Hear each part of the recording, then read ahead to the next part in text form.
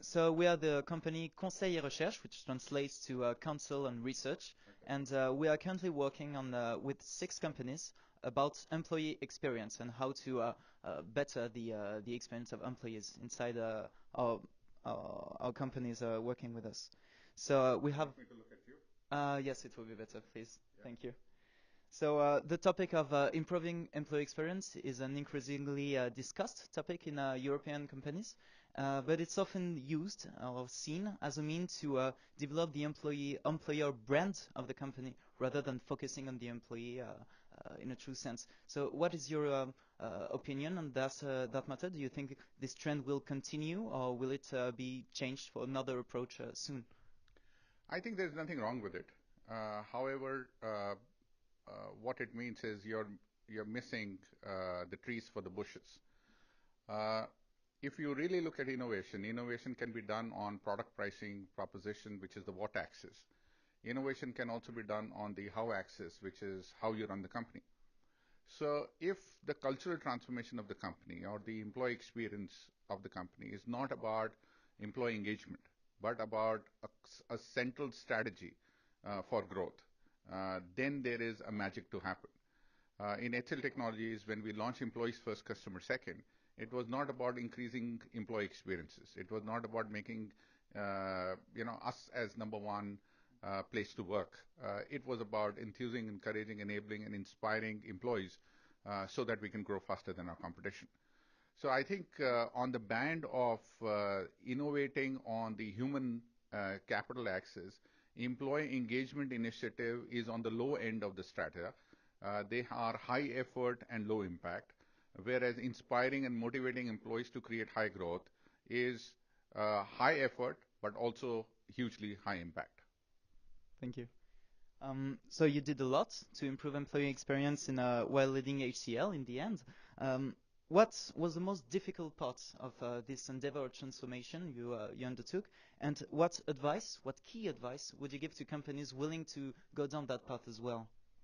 I think the most difficult aspect of any innovation is the attempt to doing the impossible. When you start on a journey of transformation, transformation is changing the form of something permanently. Uh, Nobody believes you. And therefore, you have to have a very high degree of confidence and conviction in your own ideas that it is possible. So that's the first most difficult. The second is how do you convince people that it's possible? Because in the end, you can't do alone. And that is a series of experiments. You do small experiments, and as they start seeing one experiment, two experiment, 10 experiments succeeding, then they start joining you. So that's the second aspect. And the third is how do you convert what you and a group of people have started seeing into a mass movement? And that we learn from revolutions.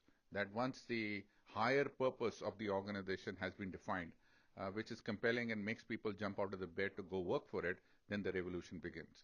So yes, there are difficult steps, but these are what I call possible steps because the reward, if you do them, is very high.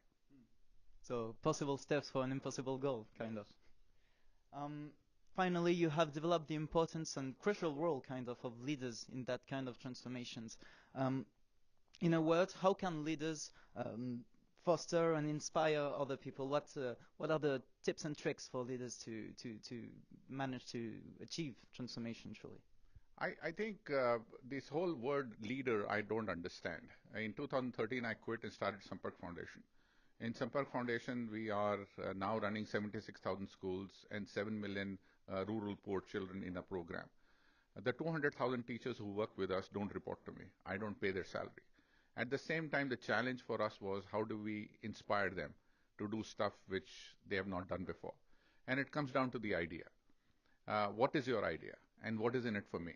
So once the teachers understood that actually we are igniting the classroom, which is the interface between the child and the teacher, and we are helping the teacher improve learning outcomes, and we are assisting the teacher, and we are bringing the Bollywood excitement into a classroom, the teacher became a friend.